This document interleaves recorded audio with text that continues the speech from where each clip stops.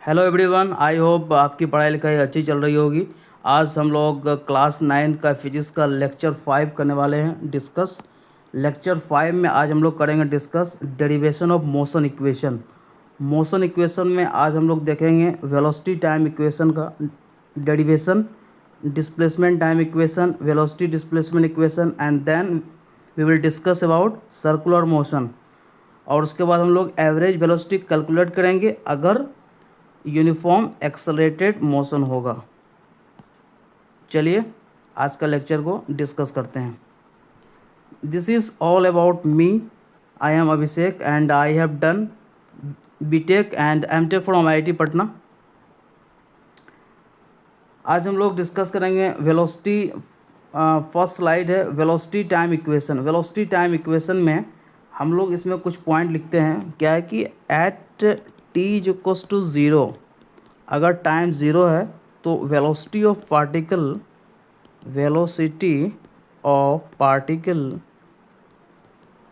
Is equals to U. Initial velocity इसको बोलते हैं। Eight,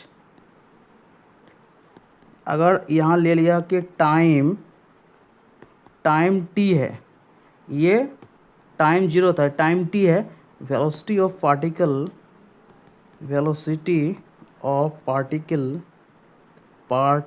is equals to V, जो कि फाइनल वेलोसिटी है। इसका इक्वेशन क्या होता है? वेलोसिटी टाइम इक्वेशन जो करना डिराइव, वो कौन सा इक्वेशन है वो पहले मैं लिख देता हूँ। उसके बाद हम लोग वो इक्वेशन को फिर वो इक्वेशन हम लोग इसको जब डिराइव करेंगे we will get that equation. That equation is v is equals to U plus A T. ये इक्वेशन डिराइव करना, जहाँ पे एक्सेलरेशन क्या है? कांस्टेंट है, कांस्टेंट। मोशन इक्वेशन में एक ख़ास बात है कि जब भी हम मोशन इक्वेशन को हम लोग लगाते हैं, जो भी मोशन इक्वेशन है उसमें एक्सेलरेशन रहती है कांस्टेंट। जैसे ये है v is equals to U plus A T, इसमें एक्सेलरेशन क्या है? कांस्टेंट है, तभी ये फॉर्मूला हम यूज़ करेंगे। चलिए इसको हम लोग प्रूव करते हैं। तो हम एक स्लाइड ऐड करता हूँ इसमें। सबसे पहले क्या है कि वेलोसिटी टाइम इक्वेशन का जो स्लोप क्या देता है हमको, उसको हम लोग देखते हैं। सबसे पहले क्या, the slope of the velocity time graph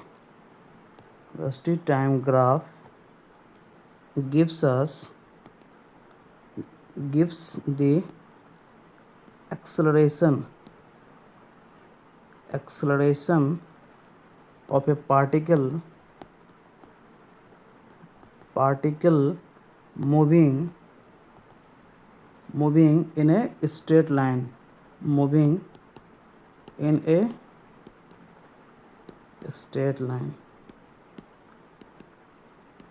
ये होता है। अगर हम ये बात करें, जैसे कि ये है ना A B, where is written A B किधर है? ये ए बी क्या है? मेरा स्ट्रेट लाइन है, for the line A B. तो ए बी के लिए हम स्लोप क्या लिख सकते हैं? यहाँ से हम स्लोप क्या लिख सकते हैं? For the line A B, slope मैं लिख सकता हूँ ना, B C upon A C. Slope मैं लिख सकता हूँ बी सी अपॉन ए सी। तो स्लोप क्या बता रहा है? एक्सेलरेशन बता रहा है, जो कि हम पहले ही लिख चुके हैं, जो एक्सेलरेशन दे रहा है। एक्सेलरेशन क्या हो जाएगा यहाँ पे? बी सी में क्या ले सकता हूँ? B E minus C E upon O ई। ए सी को मैं ओ ई भी तो लिख सकता हूँ, ए सी को मैं ओ ई भी तो लिख सकता हूँ। और जो बी सी है इसको मैं ये लिख सकता हूँ ना, बी ई माइनस सी ई। वही तो लिखा हूँ मैं यहाँ पे, बी ई माइनस सी ई। और ये क्या हो जाएगा मेरा? ओ डी माइनस ओ ए अपॉन ओ ई, ये हो जाएगा। और ओ डी मेरा क्या है? ओ डी मेरा क्या है? भी है, जो कि फाइनल वेलोसिटी है। माइनस ओ ए क्या है?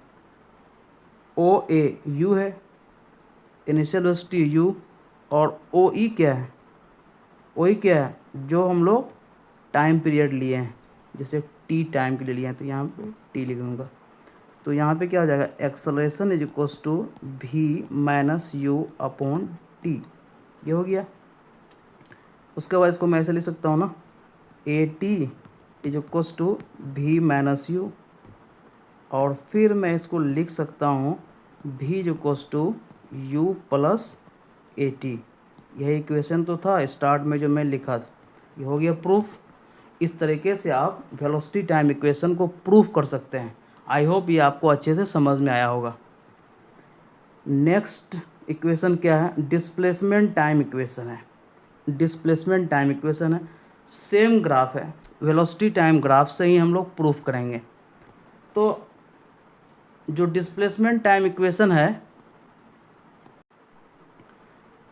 डिस्प्लेसमेंट टाइम इक्वेशन में क्या है, अगर हम प्रीवियस लेक्चर को फॉलो कर रहे हैं तो आपको ये ज़रूर पता होगा, वेलोसिटी टाइम ग्राफ जहाँ भी है, जो एरिया अंडर दी कर्व इसका होता है वो हमको क्या देता है, डिस्प्लेसमेंट देता है। इसको हम लिख भी देते हैं आपके सुविधा के लिए, ताकि आपको एक रिवीजन हो जाएगा आपका। The area under the velocity time graph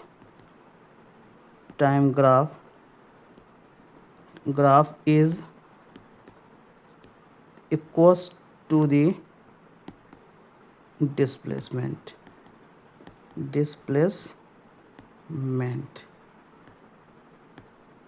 ये आपको पहले से ही पता था, लेकिन फिर से मैं लिख दिया हूँ। उसके बाद जो टाइम इंटरवल में लिया हूँ, यहाँ पे क्या लिया हूँ, टाइम 0 से टी। टाइम इंटरवल क्या है, टाइम इंटरवल 0 to टी है। उसके बाद जो एरिया लेने वाला, वो एरिया क्या है, जो एरिया है वो हमको देगा डिस्प्लेसमेंट। तो एक पेज में मैं इंसर्ट करता हूँ, एक पेज इंसर्ट करता हूँ मैं इसमें, एक पेज इंसर्ट कर दिया। Displacement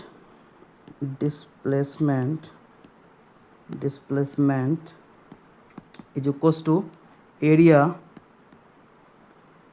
O A B E, area O A B, और ये यहाँ पे ई है, O A B E, O A B ई, ये एरिया हमको लेना है, ये एरिया और ये एरिया हमको लेना है। एरिया अंडर दी कर्व, ये कर्व इसके अंदर का एरिया है, ये एरिया हमको लेना है। तो एरिया में इसमें मैं क्या ले सकता हूँ, एक तो इसके एरिया को ले लूँगा जो ट्रेंगल ए बी सी बन रहा है, और जो रेक्टेंगल है ओ ए सी ई, दोनों के एरिया को मैं ऐड कर दूंगा, तो जो डिस्प्लेसमेंट है वो आ जाएगा मेरा। चलिए इसको लिखते हैं फिर, area of the rectangle O A C E, ये तो है O A C E, rectangle O A C E plus area of the triangle A B C, ये हो गया। तो एरिया ऑफ द रेक्टेंगल जो मैं लिखूँगा वो क्या लिखूँगा, O A into O E plus half A C into B सी।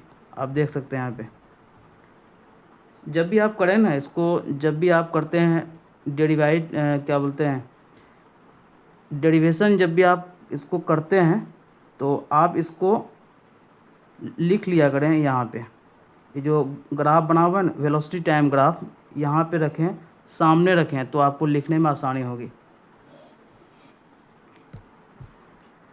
तो यहाँ से मैं क्या लिख सकता हूँ, ओ ए इंटू ओ ई है वो तो वही रहेगा, O A into O E plus half A C को मैं क्या लिख सकता हूँ, ए सी कहाँ है, ए सी को मैं लिख सकता हूँ ओ ई, ओ ई हो गया इंटू बी सी को मैं क्या लिख सकता हूँ, B C upon A C into A सी, ऐसा लिख सकता हूँ, ताकि ए सी कैंसिल हो जाएगा तो बचेगा बी सी सिर्फ। उसके बाद तो ये ओ ए इंटू ओ ई है, ठीक है, plus half O E into B C upon A C, B C upon A C, और ए सी को क्या लिख सकता हूँ मैं, ए सी को ओ ई लिख सकता हूँ, ए सी को मैं क्या लिख दिया, ओ ई लिख दिया यहाँ पे।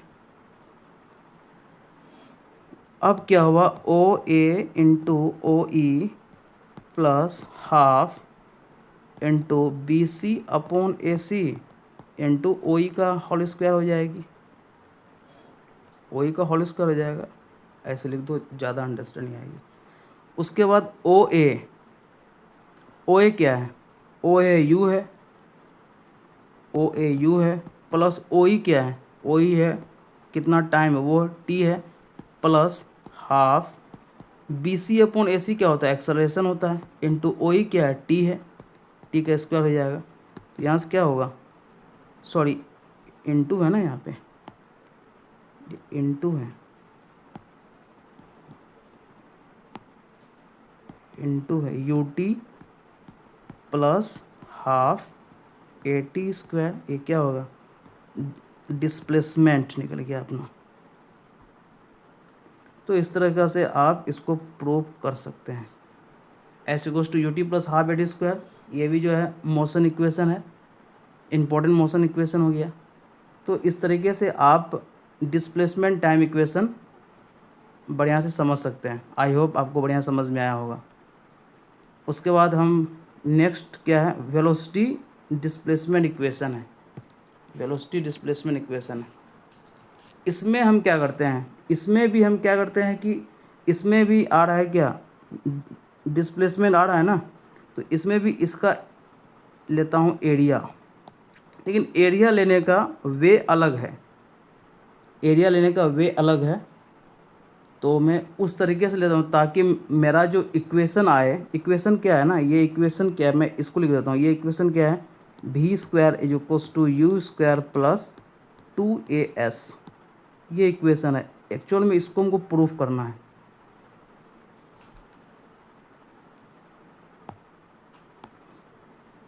तो चलिए इसको हम लोग प्रूफ करते हैं।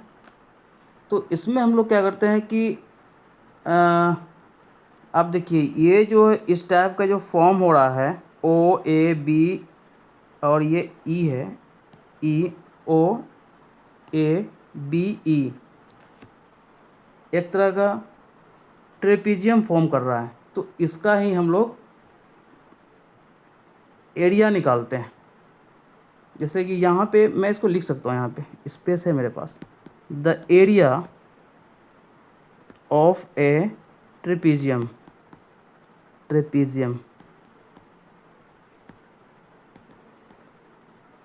और उसमें मैं क्या लिखता हूँ, 1/2 इंटू सम ऑफ, आप लोग जानते हैं ये सम ऑफ पैरेलल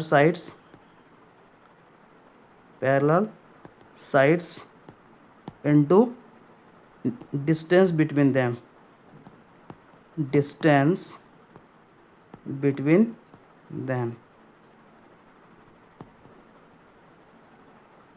ये इसी को हम लोग यहाँ पे जो सिंबल है उसके साथ में लिखेंगे, फिर देखते हैं कि इक्वेशन क्या आता है। एस इज इक्वल्स टू, यहाँ भी ले सकता हूँ, क्योंकि हमको निकालना है एक्चुअल में क्या, हमको निकालना है अभी जो एरिया अंडर द कर्व हमको देता है क्या है, डिस्प्लेसमेंट देता है, तो वही निकालना डिस्प्लेसमेंट, लेकिन वे अलग है निकालने का। इससे जो पिछले बार था इसका वे अलग था, हम लोग ले लिया, एक ले लिया रेक्टेंगल, एक ले लिया ट्रेंगल, तो उसके साथ में हम लोग दोनों का एरिया को ऐड कर दिया। यहाँ वे अलग है, मैं मान रहा हूँ कि दोनों एक साथ को मैं मान लिया ट्रेपीजियम, उसके साथ फिर मैं एरिया निकाल रहा हूँ। मैं ले सकता हूँ हाफ क्या है, sum of the parallel sides, O A plus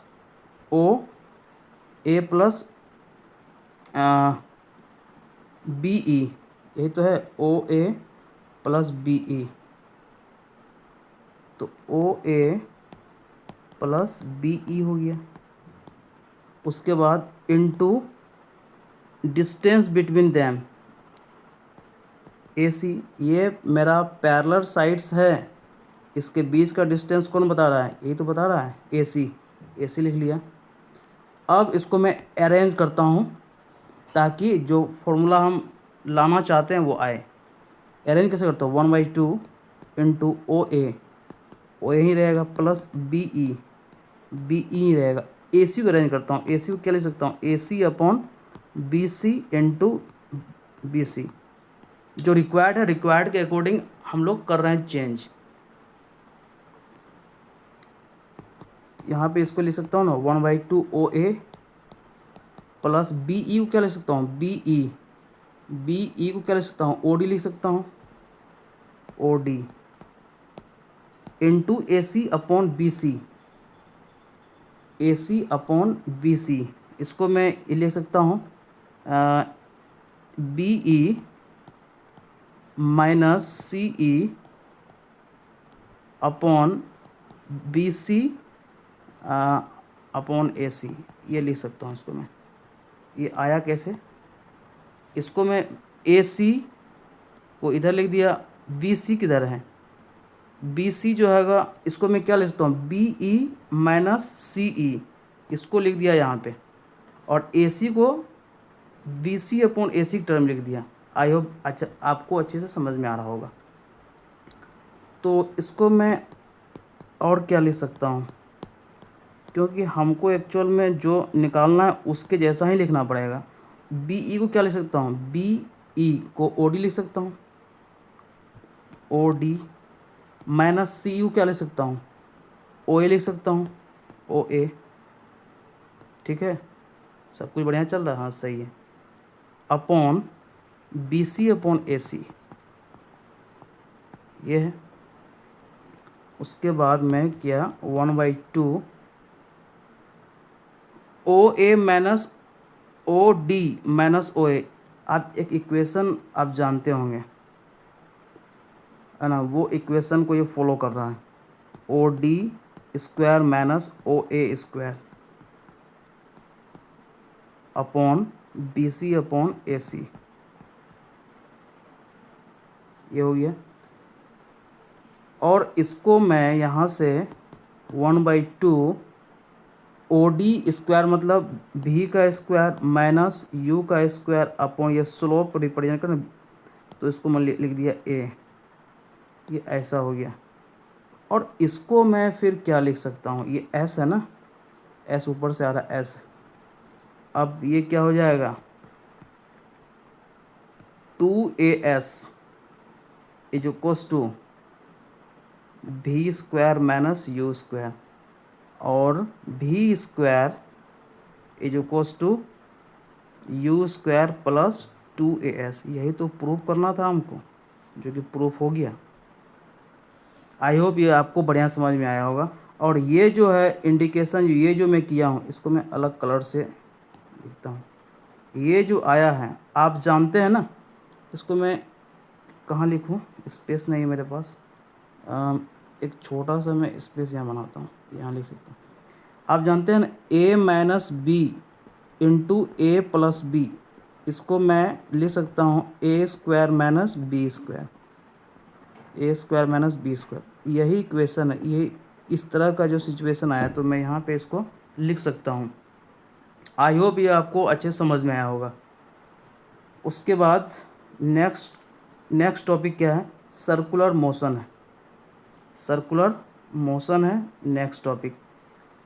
अब देखिए जो सर्कुलर मोशन होता है उसमें हम क्या स्टडी करते हैं, इसमें हम स्टडी करते हैं कि जैसे आप देख रहे हैं कि यहाँ पे रेक्टेंगल था, उसके बाद यहाँ पे हेक्सागोनल हो गया, उसके बाद तब आया सर्कुलर आया। इसका मतलब क्या है कि अगर हम सर्कुलर मोशन की बात करें तो इसमें स्पीड रहता है कांस्टेंट, स्पीड रहता है कांस्टेंट, लेकिन वेलोसिटी हो जाती है चेंज। क्यों, वेलोसिटी चेंज इसलिए होती है क्योंकि इसका डायरेक्शन चेंज हो रहा है। आप देख सकते हैं ये इसमें 4 टाइम इसका डायरेक्शन चेंज हो रहा है, इसमें 4 टाइम्स इसका चेंज हो रहा है डायरेक्शन, इसका डायरेक्शन 4 टाइम, और इसमें 6 टाइम चेंज कर रहा है।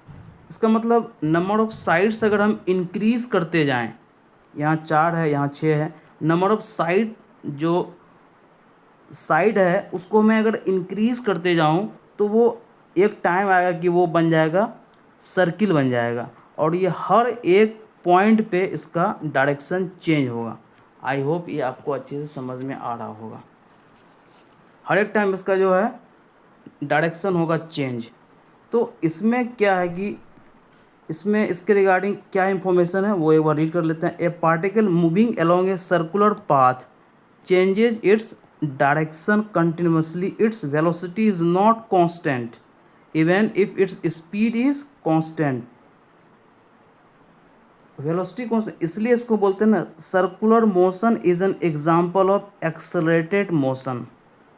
भाई वेलोसिटी तो चेंज कर रही है ना, जब वेलोसिटी चेंज कर उसको बोलेंगे ना एक्सेलरेटेड मोशन का ये एग्जांपल है। इसमें हम क्या कैलकुलेट कर सकते हैं, थोड़ा उस पर नज़र डालते हैं। अगर मान के चलिए मेरे पास एक सर्किल है, एक सर्किल है मेरे पास, उसके बाद ये मेरा रेडियस हो जाएगा। इसका मतलब है कि अगर इस पॉइंट से हम चलें, अगर फिर से जो है इस पॉइंट से हम चलें यहाँ से यहाँ तक, यहाँ से यहाँ तक, तो हम कह सकते हैं ना एक रिवॉल्यूशन लेने में कितना टाइम लगेगा, वो मेरा क्या हो जाएगा 1 रिवॉल्यूशन निकालना चाहें तो वो क्या है 1 रिवॉल्यूशन। 1 रिवॉल्यूशन जो है वो क्या है 2πr है, यही है। 2π एक्चुअल में क्या है, इसका पेरीमीटर हो गया। और यहाँ से वेलोसिटी निकालना चाहें, इसका वेलोसिटी क्या है, वेलोसिटी क्या हो जाएगा 2πr/t हो जाएगा। टी क्या है यहाँ पे टाइम पीरियड है। तो यहाँ से हम टाइम पीरियड निकाल सकता हूँ 2πr/v, 2πr/v। तो इस तरीके से हम जो क्लास 9th के अंदर जो अकॉर्डिंग टू एनसीईआरटी का जो इन्फॉर्मेशन दिया हुआ है, तो इस तरह से हम जो है सर्कुलर मोशन को समझ सकते हैं कि इसका टाइम पीरियड क्या होगा, इसका वेलोसिटी क्या बोलते हैं स्पीड कितनी होगी, क्योंकि स्पीड तो कांस्टेंट है इक्वल टाइम इंटरवल में। कांस्टेंट मतलब क्या है, इक्वल टाइम इंटरवल में इक्वल डिस्टेंस ट्रेवल कर रहा है, तो स्पीड तो कांस्टेंट हो जाएगा।